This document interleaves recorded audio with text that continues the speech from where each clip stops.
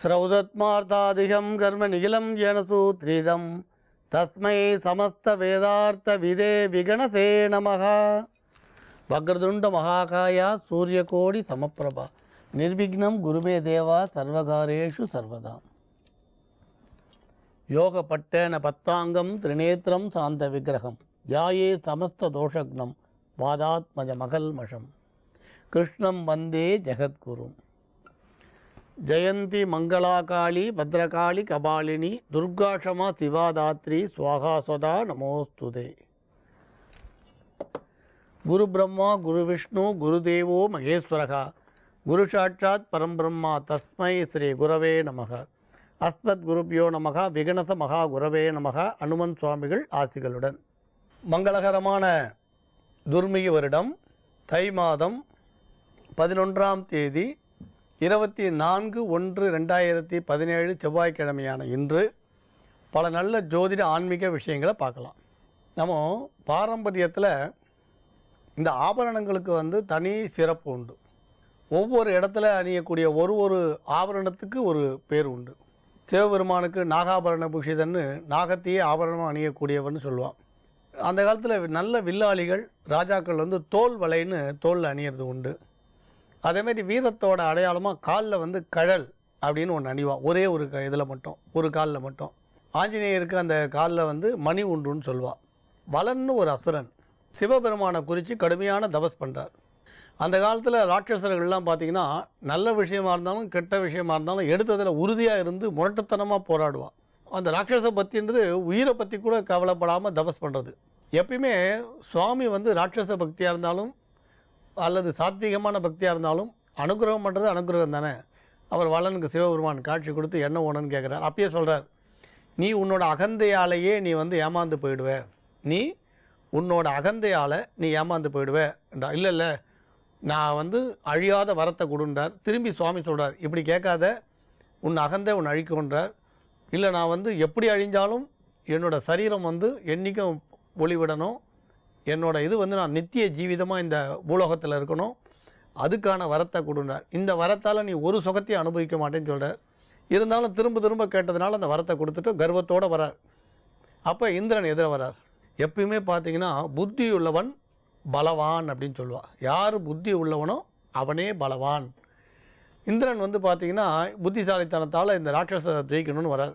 இப்போ வலனுக்கு ஒரு எண்ணம், தான் அளவுக்கு அதிகமான வரத்தை பெற்றுட்டோம், சிவ தரிசனம் அடைஞ்சிட்டோம், இந்த இந்திரன்லாம் நமக்கு சாதாரணம் கால் தூசு நினச்சி வரான். இந்திரன் உடனே ஒரு வணக்கம் போட்ட உடனே என்ன உனக்கு கேளுன்றான். உடனே நான் பண்ண போகிற யாகத்துக்கு நீ பசுவாக வரணும், அதான் என்னென்னா உன்னை பசுவாக வச்சு வெட்டி பலி கொடுத்துறேன்னு கேட்குறார். அடடா, நம்ம ஏமாந்து போயிட்டோமே, ஒரு நிமிஷத்தில் நம்ம இப்போ தான் வரம் வாங்கினோம், உலக சுகம் எதையுமே அனுபவிக்கலை, கடைசியில் இப்படி ஆயிட்டோமேன்னு வருத்தப்படுறான். உடனே பிரம்மா சொல்கிறான், அதெல்லாம் நீ வருத்தப்படாத, இந்திரன் உன்னை யாக பசுவாக வெட்டினாலும் உன்னோட ஒரு உறுப்புகளும் கலியுகத்தில் எல்லா மக்களும் கொண்டாடுவா. விலை மதிப்பில்லாத ஒரு பொருளாக உன்னோட சரீரம் மாறிடும், நீ கவலைப்படாத, கலியுகத்தில் நீ எப்பயும் ஜீவிதத்தோடு இருப்பேன்றா. அதுக்கப்புறம் அவனோட சரீரத்திலேருந்து வந்த ரத்தம், தசை, கபம், முடி, கண் எல்லாமே பார்த்திங்கன்னா நவரத்தனமாக மாறினு தான் சொல்லுவாள். இதுக்கு மேல என்ன சொல்ல போற? சொல்றதுக்கு வேற ஏதாவது போய் இருந்தா சொல்லிடு. அவதான் ஏமாத்தி எல்லாத்தையும் என்கிட்ட இருந்து பறிச்சிட்டான்னு பார்த்தா நீயும் இப்போ அதே தான் பண்ணிருக்க. ஏன் ஆலியா, ஏன் இப்படி பண்ண? இந்த உலகத்துல பாட்டிக்கு அப்புறம் நான் யார் மேலேயாவது உயிரையே வச்சிருக்கேன்னா அது ஊ மேலதான் உனக்கு தெரியாதா? ஏன் இப்படி பண்ண ஆலியா? உனக்கு காசு பணம் அவ்வளவு முக்கியமா போயிடுச்சு, அதுக்காக நம்ம உறவை கூட மறந்துடுவியா?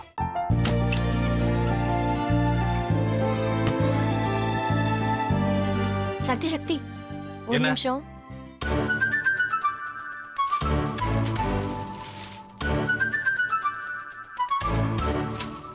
இந்தாங்க. என்ன இது? உங்களுக்கு பிடிச்ச பிராண்ட் செப்பல். இது என்ன நான் தலையில வச்சுட்டு தூங்கணுமா?